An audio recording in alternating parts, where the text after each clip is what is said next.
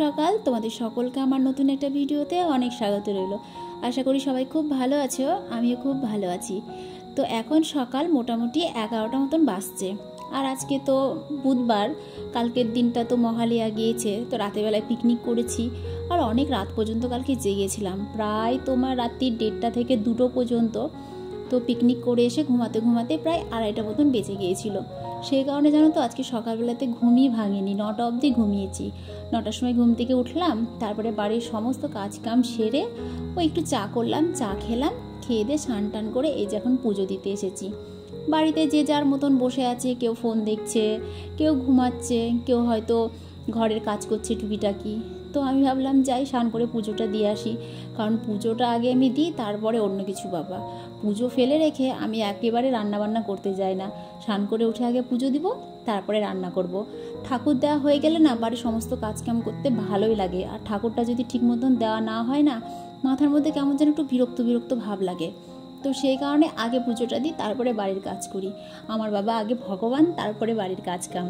তো যাই হোক, সকালবেলাতে একটু বৌদিদের বাড়িতে গিয়েছিলাম। বৌদিদের বাড়িতে যাওয়ার কারণ হচ্ছে, কালকে রাত্রে যখন আমরা পিকনিক করতে গিয়েছিলাম, আমার বরের না ফোনে চার্জ ছিল না। তো সেই কারণে ও আবার চার্জারটা সঙ্গে করে নিয়ে গিয়েছিল। তো ওখানে ফোনটা চার্জ দিয়েছিল, তো চার্জারটা আনতে আসার সময় ভুলে গিয়েছিল। তো সকালবেলা তোকে আবার ফোনে চার্জ দিতে হবে, তো আমাকে বললো চার্জারটা গিয়ে নিয়ে আসো। তো আমি আবার চার্জারটা নিয়ে আসতে গেলাম।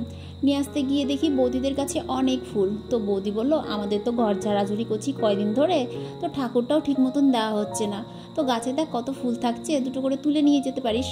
তো আমিও দেখলাম তাই তো, গাছে এত ফুল আছে, তুলে নিয়ে গিয়ে যদি আমি পুজো দিই তাহলে ফুলগুলো ঠাকুরের চরণ পায়। আর তোমরা তো সবাই হয়তো জানো যে ফুল কিন্তু ঠাকুরের চরণ পাওয়ার জন্য কান্নাকাটি করে। এগুলো অবশ্য আমার কথা না, এগুলো না আমি আমার পিসি, আমার ঠাকুমা এদের মুখ থেকে শুনেছি। আসলে আমার পিসি আর ঠাকুমা না খুব ঠাকুর ভক্ত, মানে গোপাল ভক্ত। বাড়িতে গোপাল ছিল আমার ঠাকুমাদের বাড়িতে, আমার পিসির বাড়িতেও ছিল। তো এগুলো মানে ঠাকুরের কথা বলো, ঠাকুরের মানে ব্যাপারে কোনো কিছু বলো, সব কিছু কিন্তু আমি ওই পিসির কাছ থেকে বলো শিখেছি। আর আমার পিসি জানো তো খুব সুন্দর গীতা পাঠ করে। আমাদের এই পুরো এলাকায় যত কীর্তন হয়, তারপরে অনুষ্ঠান বাড়ি বলো, তারপরে শ্রাদ্ধ বাড়ি বলো, প্রতিটা বাড়িতে কিন্তু আমার পিসিকে দিয়ে গীতা পাঠ করানো হয়। আর আমি যখন এই বাড়িতে এসেছিলাম তখনও কিন্তু এই বাড়িতে এসে পিসিকে ডেকে আমি গীতা পাঠ দিয়ে নিয়েছিলাম। তো আমার পিসি জানো তো ঠাকুরের ব্যাপারে অনেক কিছু জানে। তো মাঝে মাঝে পিসি যখন আসে বা কোথাও যখন গীতা পাঠ করে, আমি যাই, গিয়ে শুনি। আর সেই সব শুনেই ওই টুকিটাকি ধরো ঠাকুরের ব্যাপারে একটু আধটু জানতে পেরেছি। তবে হ্যাঁ, বেশি কিছু এখনও জানতে পারিনি, অল্প স্বল্প। তো যাই হোক, আজকে পুজো দিতে গিয়ে তোমাদের সঙ্গে দেখো অনেক গল্প করে ফেললাম ঠাকুর দেবতা নিয়ে। তো যাই হোক, দুপুরবেলাতে এখন রান্নাবান্না বসিয়েছি, কিছু তো খেতে হবে দুপুরবেলায়, তাই না? তো সকালবেলাতে আমি যখন পুজো দিচ্ছিলাম তখন সঙ্গীতা আবার চান টান করে উঠে দুটো মুড়ি মাখিয়েছিল আর একটু চা করেছিল। তো সবাই মিলে সকালবেলাতে আজকে চা মুড়ি খেয়েছি। আজকে বরকে বাজারে পাঠায়নি, তার কারণ কালকে রাত্রে মাংস খেয়েছি। আর এমনিতেই জানো মাংস খেতে আর ভালোই লাগে না, মাছটা খেতে ভালোবাসি। তো বাড়িতে যা ছিল তাই রান্নাবান্না করলাম। তো এইদিকে দেখো গরুটা এসে জল খাওয়ার জন্য ছটপট করছিল। ওই যে নিচে যে জলগুলো ছিল দেখলাম, ওইগুলো চেটে চেটে খাচ্ছিল। তো আমি আবার গিয়ে 1 বালতি জল দিয়ে আসলাম। তো জলটা বেশ খেলো, অনেকটাই খেয়েছে জানো তো। তো করেছিলাম থোড় ভাজা, আর করলাম এই দেখো সোয়াবিনের তরকারি। তো আজকে ওই যে বললাম না মাংস টাংস কিছু আনায়নি, সত্যি বলছি মাংস খেতে একদম ভালো লাগে না। তার থেকে মনে হয় শাক পাতা সবজি এসব খেতেই ভালো লাগে। তো থোড় ভাজা তো হয়ে গেছে, এখন করছি তোমার ওই যে কি বলছে সোয়াবিনের তরকারি। আর দেখি অনেক সবজি আছে, সেই সবজিগুলো দিয়ে একটা 5 তরকারি মতো রান্না করব। তো দেখো আমি আজকে কষা কষা করে সোয়াবিনটা রান্না করেছি, তার কারণ হচ্ছে একটু ডাল করেছি। বাড়িতে এতগুলো আজকে মানুষ আছি, ডাল না করলে তো হবেই না। তবে ডালটা না আমি ভাতে সেদ্ধ দিয়ে দিয়েছিলাম, তাহলে তাড়াতাড়ি হয়ে গেল, ভাতটাও হয়ে গেল, ভাতের সঙ্গে সঙ্গে কিন্তু আমার ডালটাও সেদ্ধ হয়ে গেল। তো দেখো এখানে ছিল মিষ্টি কুমড়ো, পুঁই শাক, পেঁপে, আলু, বেগুন, পটল, এতগুলো সবজি ছিল। তো সব সবজিগুলোকে দিয়ে একটা এই যে 5 তরকারি মতো রান্না করলাম। পুঁই শাক কিন্তু বেশি ছিল না, কালকে নিয়ে এসেছিলাম, অর্ধেকের বেশি রান্না করেছিলাম আর 3টে ডাল রেখে দিয়েছিলাম। তো সেই 3টে ডাল দিয়েই কিন্তু আজকে এই তরকারিটা রান্না করলাম।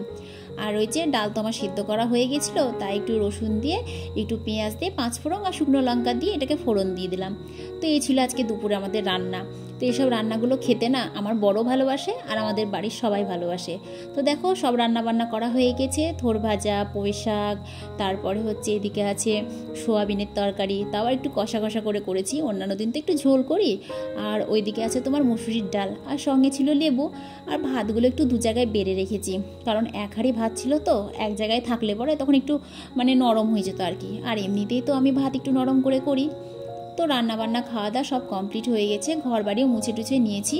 তো এদিকে সঙ্গীতা বসে বসে ফোন দেখছে, আর এই যে আমি এদিকে মুদিখানা বাজারগুলো গুছিয়ে রাখছি। মুদিখানা বাজারগুলো সকালে আনা হয়েছিল, সকালবেলাতে জানো তেল ছিল না, ডাল ছিল না, যেহেতু মাসের শেষ হয়ে গিয়েছিল। আর মাসের শেষে জানো তো মানে আমাদের মতন মানুষের ঘরে এটা থাকে তো ওটা থাকে না, এরকম একটা হয় ব্যাপার। তবে প্রতি মাসে যে হয় এরকমটা না, মানে 5 মাস 6 মাস পর পর হয়তো এরকম একটা হয়ে যায় যে হয়তো চিনি থাকে না বা চা থাকে না কি ডাল থাকে না এরকম। তো কালকে জানো তো চিনি ছিল না, চা ছিল না, বিস্কুট ছিল না, সন্ধ্যের সময় চা খেতে গিয়ে সে কি অবস্থা।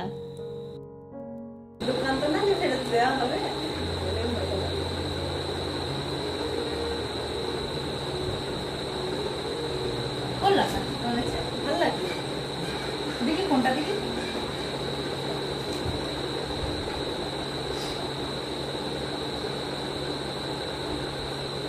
ও মাই গড, ভালো। ওই ওই শাড়িটার সঙ্গে ভালো লাগে বললে বল, ওই যে নেট নেট টাইপের শাড়িটা, কি শাড়ি বলছে ওটাকে, অর্গেঞ্জা, ওই শাড়িটার সঙ্গে ভালো লাগে। এখন ওই সবাই দেখো আমাকে কেমন লাগছে, সুন্দর লাগছে না আমাকে? তাও তো আমি সাজিনি, না সাজিয়ে আমাকে সুন্দর লাগছে, সাজলে পরে কত ভালো লাগবে, সত্যি ভালো লাগছে দেখতে। দেখো কত সুন্দর লাগছে আমাকে দেখতে, তোমরাও অর্ডার করে দিও মালাটা অনলাইনে। দেখেন আমি কটা কুমকুম পটকা কিনে এনেছি, আর আমি তোমাদেরকে দেখাচ্ছি কেমন পটকাগুলো ফাটে।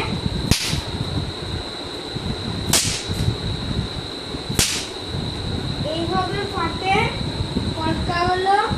তো এইখানটাতে একটা গৌতম দোকান আছে, ওখান থেকে আগে পাওয়া যেত, কিন্তু 10টা করে পাওয়া যেত, আর হলো বাইরে গেলে 10টা করেই পাবো। আর এখন এই জায়গাটাতে 20টা করে দিচ্ছে, এখন এটা এই জায়গায় 20টা করে দিচ্ছে, এগুলো তার জন্য নিয়েছি, এগুলো এখন 20টা করে দিচ্ছে, তার জন্য নিয়েছি, বাইরে তার জন্য নিতাম না।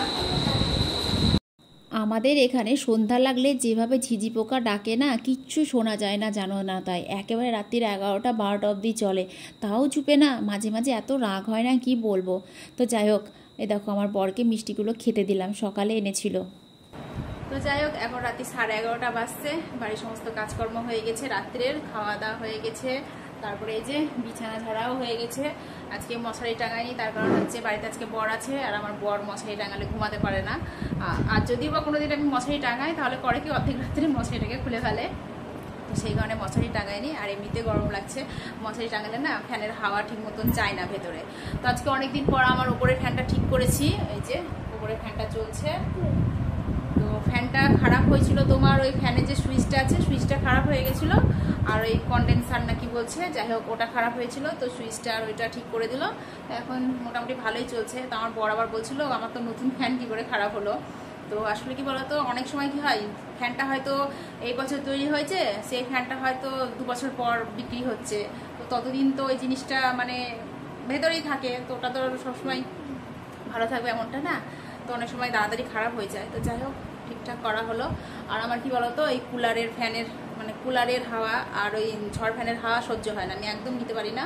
তো এই ফ্যানটা ঠিক হওয়াতে যাই হোক আমি একটু শান্তি পেলাম, কারণ যখন মানে গরম লাগবে তখন পাওয়ার বেশি দিয়ে দেবো, যখন কম হবে তখন কমিয়ে দেবো, এরকম একটা ব্যাপার থাকে, যেগুলো তো মানে ওইগুলো তো থাকে না আর কি। তো রাতের বেলাতে খাওয়া দাওয়া হয়ে গেছে, তো আপাতত এখন ঘুমাতে হবে।